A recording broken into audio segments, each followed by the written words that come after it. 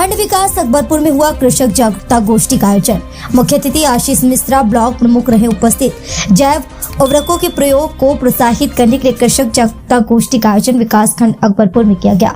मुख्य अतिथि के रूप में ब्लॉक प्रमुख आशीष मिश्रा उपस्थित रहे। इस दौरान कृषि विशेषज्ञ अमर सिंह पाल, मृदा परीक्षण प्रयोगशाला इंचार्ज सूरज भान सिंह, एडीओ कृषि प्रवीर सिंह, बीज प्रभारी जयवीर सिंह, SMS ब्रजेंद्र सिंह, शिवमंगल सिंह, प्रवीण प्रताप सिंह, जगत सिंह, कुलदीप कुमार सैकड़ों की संख्या में किसान भाई उपस्थित रहे। इस दौरान उनको बताया कि जैव उर्वरकों का प्रयोग करके किसान भाई उपज 15 से 20% बढ़ा सकते हैं। रासायनिक उर्वरकों का प्रयोग कम से कम करें। गोबर की खाद, हरी खाद का प्रयोग करके अधिक उत्पादन प्राप्त करें।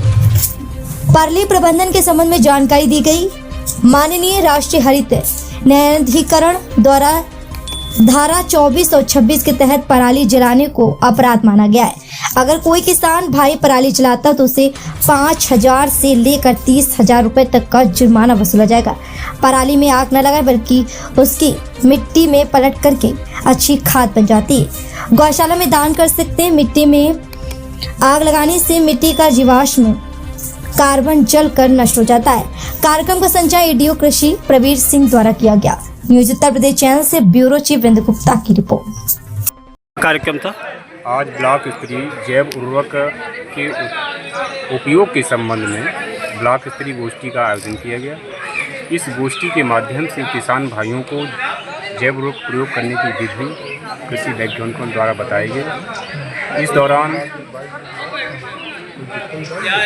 काफ़ी संख्या में किसान भाई उपस्थित हुए और उपस्थित होकर के बताया कि जो जैव उर्वरक है उसको कैसे प्रयोग करना है। क्योंकि आज हम लोग यूरिया DAP का अंदाज़न मात्रा में प्रयोग कर रहे हैं, ये कहीं ना कहीं वातावरण, मिट्टी और मनुष्य और पशु के स्वास्थ्य पर बुरा प्रभाव डाल रहे हैं। तो जैव उर्वरकों का जो एक कल्चर होता है सूक्ष्म जीवाणुओं का, उससे अगर बीज को उपचारित करके बोया जाता है तो एक तो मिट्टी की में सूक्ष्म जीवों की संख्या बढ़ती है। सूक्ष्म जीवों की संख्या बढ़ेगी तो मिट्टी की उपज बढ़ेगी और फसल उत्पादन बढ़े, वातावरण सही रहे। इसी परिप्रेक्ष्य में ये विकास खंड स्तरीय गोष्ठी का आज आयोजन किया गया और काफ़ी संख्या में किसान भाई मौजूद रहे।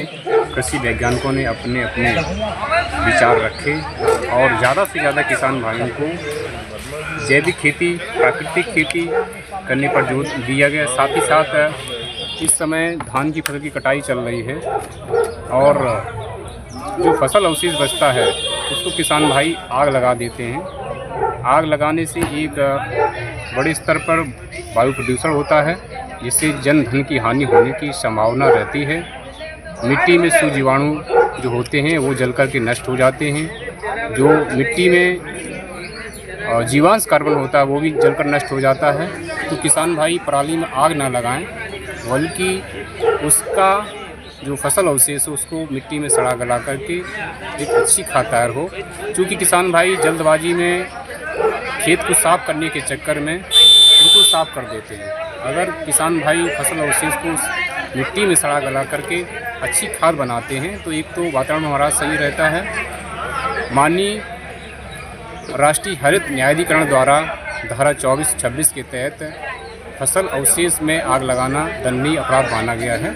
इस पर कोई जुर्म भी है? हाँ, इसमें अगर कोई किसान भाई 2 एकड़ तक की ज़मीन में आग लगाता है तो 5,000 का जुर्माना, 2 से 5 एकड़ की ज़मीन में आग लगाता है तो उस पर 10,000 तक का जुर्माना और 5 एकड़ से अधिक ज़मीन पर पराली में आग लगाता है तो 30,000 तक का जुर्माना किसान भाइयों से वसूला जाता है। PM किसान सम्मान योजना जो है सबको नहीं मिल पा रही है, उसका क्या?